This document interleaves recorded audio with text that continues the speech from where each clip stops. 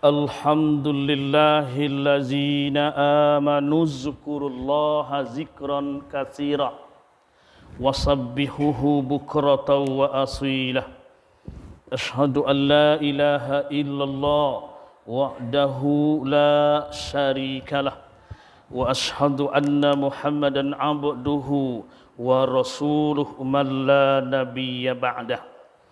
Allahumma fassalli wa sallim wa barik ala sayyidina wa nabiyyina wa habibina wa safi'ina wa zuhrina wa maulana wa Mustafa Muhammadur Rasulullah sallallahu alaihi wasallam.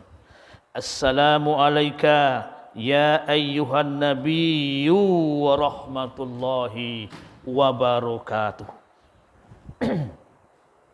Ittaqullah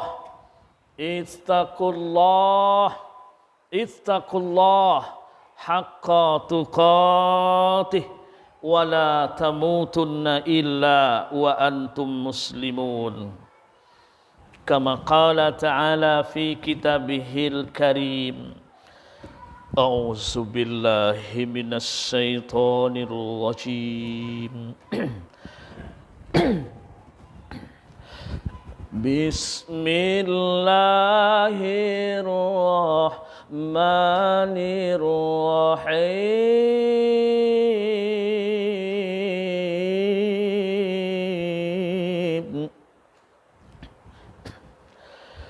Ya ayyatuhan nafsul mutmainnah irji'i ila rabbiki radiyatan mardiyah fadkhuli fi ibadihi wadkhuli jannati. Sadaqallahul azim. Dengan hayatnya Allah kita bisa hidup. Kalau tidak kita mati hari ini juga. Dengan kalamnya Allah kita bisa berbicara. Kalau tidak kita menjadi orang yang bisu. Dan dengan basirnya Allah kita bisa melihat. Kalau tidak kita buta hari ini. Dan dengan sami'nya Allah kita bisa mendengar. Kalau tidak kita peka, tuli. Dan dengan ilmunya Allah kita bisa berbicara. Cerdas dan pintar. Dengan kudratnya bisa bergerak. Iradahnya bisa berkehendak. Sifat yang 7 itulah yang menggerakkan tubuh ini luar dan dalam. Mana milik kita? Semuanya adalah titipan dan pinjaman sementara.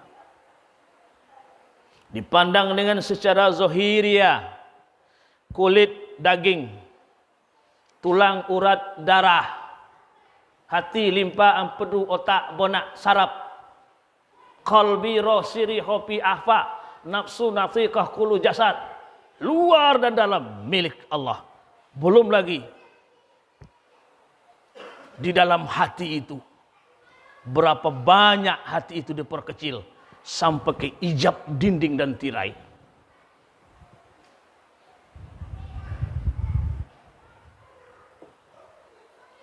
Karena sesungguhnya bumi ini tak mampu menjadi istananya Allah. Gunung-gunung tak mampu menjadi istananya Allah. Alam tak mampu. Yang mampu menjadi istananya Allah, qalbun mu'minin baitullah. Tapi sedikit orang mengkaji ini. Hati orang mukmin itulah istananya Allah. Makanya ketika diperintahkan Allah Subhanahu wa taala, kejadian Adam diciptakan Allah, sujud semua para malaikat. Yang dilihat oleh malaikat itu bukan Adam. Istananya Allah. Aras ada di sana. Ka'bah ada di sana. Semuanya ada. Dan kesombongan iblis hari itu, dia tidak melihat siapa Adam di dalamnya. Allahu Akbar. Jemaah yang dimuliakan Allah Subhanahu wa taala. Hari ini nyawa masih terkurung dalam jasad. Berarti Allah sayang dan mencintai kita karena dosa kita banyak. Dosa kita terlalu banyak. Sebanyak buih di lautan. 1 menit 60 detik. Berapa banyak dosa kepada Allah. Jangankan 1 jam. Jangan 1 tahun. 1 menit saja. Berapa banyak dosa kepada tetangga, ayah, mak dan semua orang. 1 menit. Makanya seandainya umur kita hari ini 50. Dipotong 15. Belum balik berakal 35. Dibagi 2, 35. Coba, 12,5. 12,5 tahun yang akan kita pertanggungjawabkan diri ini di hadapan Allah. Coba kita merenung sejenak. Mana yang banyak amal baik dengan amal buruk? Tahu kita langsung neraka tempat kita. Seandainya mati kita hari ini, neraka tempat kita. Maka untuk itu, selagi roh terkurung, kesempatan untuk memperbaiki diri. Karena sesungguhnya Allah sangat mencintai hamba yang bertobat. Allah sangat mengasihi hambanya yang bertobat. Dan paling dibenci oleh Allah adalah orang-orang yang sok-sok alim. Orang yang berpura-pura alim. Sibuk menyalahkan orang lain. Sibuk mempedulikan kebaikan, kejelekan, dan kejorokan orang lain. Allah paling murka. Allahu Akbar. La haula wa la quwata illa billahil aliyil azim. Baik. Kementerian Agama Republik Indonesia Cabang Kecamatan Kampa hari ini 19 November 2021 Masehi bersamaan 13 Rabiul Akhir 1443 membuat judul tema khutbah Jumat se-Kecamatan Kampa dan se-Kecamatan Tambang, dan sama judulnya sabar kunci ketenangan hidup. Sabar kunci ketenangan hidup. Inilah judul khutbah. Semoga Departemen Agama Republik Indonesia Cabang Kampa dan Tambang selalu diberi oleh Allah mereka itu ilmu, kesabaran, sehingga bisa mengurus masjid dan ustadz yang berada di wilayah kita untuk menyampaikan dakwah turun bawah. Baik, kita tetap mengacu protokol, segalanya singkat, dan kita berada di wilayah negara Republik Indonesia yang sangat kita cintai. Semoga semua penyakit-penyakit dan semua kezoliman-kezoliman yang berada di muka bumi ini Allah cabut kembali dan Allah hilangkan kembali dengan kebesaran Allah Subhanahu wa taala, sehingga terwujudnya masyarakat yang aman, bangsa yang adil, baldatun thayyibatun wa rabbun ghafur. Amin Allahumma summa amin. Baik, sabar. Sabar itu menahan.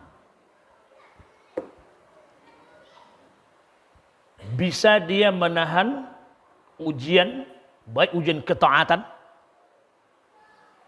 luar dan dalam, dengan berdalilkan lillahi ta'ala, tidak kena siapa-siapa. Karena dalam riwayat, orang yang sabar ini tidak akan dihisap oleh Allah. Allahu Akbar. Langsung dia sedih berjalan ke surga. Coba, orang-orang yang sabar ini tanpa hisap, tapi berat, sungguh sangat berat. Tapi acuan kita kan sudah ada. Baginda Rasulullah sallallahu alaihi wasallam. Ketika beliau menyampaikan dakwah, menyampaikan kalimat tauhid la ilaha illallah, awwaludin ma'rifatullah. Ini yang Nabi sampaikan. 13 tahun.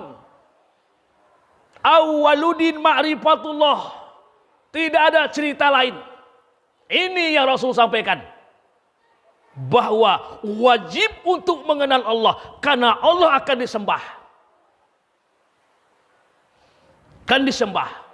Tempat menyembah. Yang dipersembahkan. Isi sembah. Bagaimana solatnya dikatakan benar sementara dia tak kenal dengan Allah?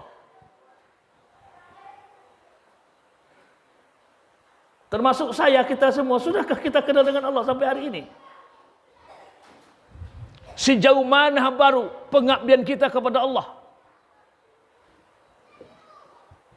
Sejauh mana ana anta?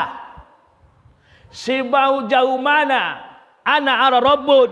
Sejauh mana hamba khalik, hamba dan khalik? Padahal hamba dengan khalik satu detik tidak pernah berpisah. Tidak pernah berpisah. Seperti bayang-bayang. Jalanlah di tengah panas nanti. Ada bayang-bayang seperti itu. Nahnu aqrabu min hablil warid. Dalam surah Al-Hadid 16. Kami hampir dengan hamba kami. Kata Rob, sehampir urat nadi. Tapi definisi ini bagaimana? Hampir dengan hamba kami. Sehampir urat nadi. Maka kita minta keterangan ini dari mursyid-mursyid kita. Dan para guru-guru kita.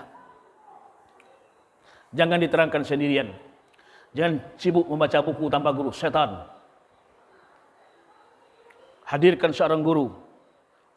Karena guru adalah menghantarkan kita kepada Rabb. Sudah diantarkan oleh Allah, oleh guru kepada Rabb. Guru akan berikan anak kunci rumah itu. Sudah dapat anak kunci rumah, bukalah rumah itu. Buka rumahnya. Kalau tidak ada anak kunci, jangan buka-buka rumahnya. Banyak hari ini yang tidak dapat anak kunci dari gurunya. Dia buka sendiri rumah itu. Allahu Akbar, Allahu Akbar. Kita tengok perjalanan Rasulullah sallallahu alaihi wasallam. Ketika berdakwah, apa yang terjadi? Dilumuri kepalanya. Dilumuri kepalanya oleh dahak. Oleh kotoran. Itu kita melihat dan menyaksikan dalam hadis. Dalam kisah-kisah yang diceritakan oleh ulama-ulama kita. Dan guru-guru kita. Malahan Rasul mendoakan orang yang meludahnya. Ini sifat Rasul. Kalau betul kita umat Rasul. Didoakan. Hati-hati kamu di atas. Nanti terinjak kayu rapuh. Padahal dia sudah dizolimi. Nih kesabaran. Nih kesabaran. Dan akhirnya dengan kesabaran Rasul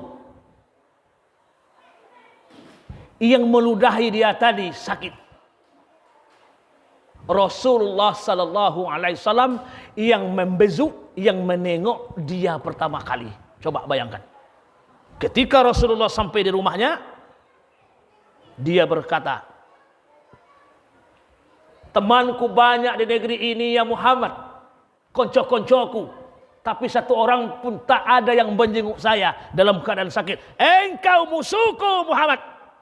Engkau bebuyutanku. Engkau selama ini yang aku hinakan.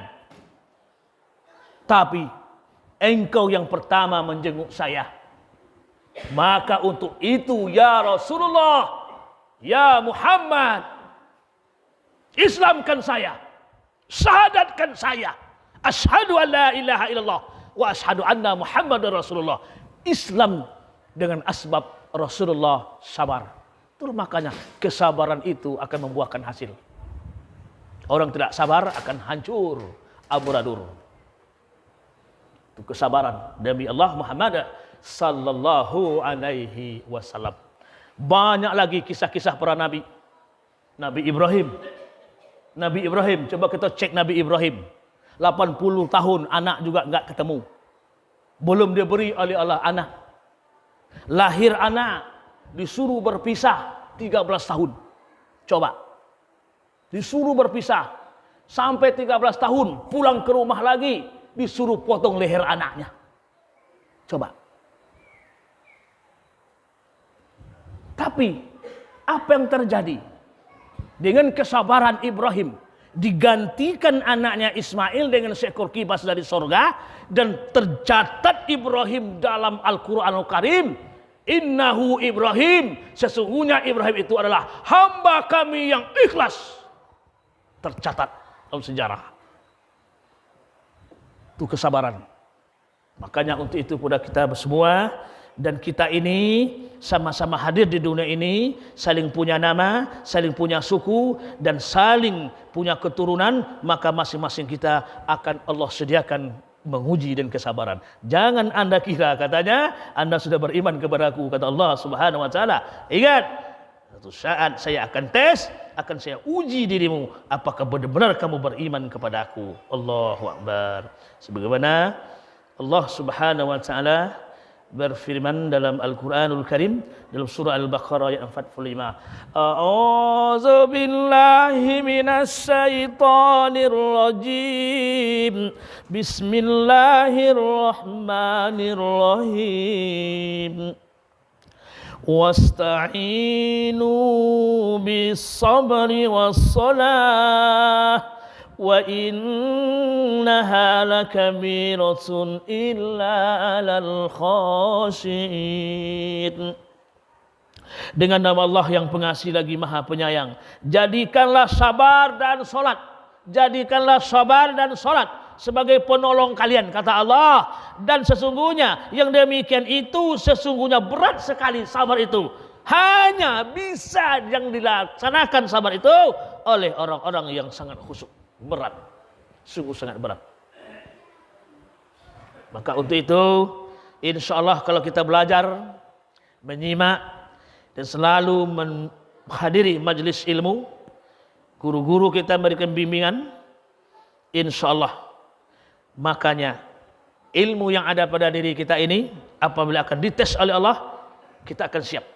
Karena sudah diberikan bekal oleh para guru-guru kita.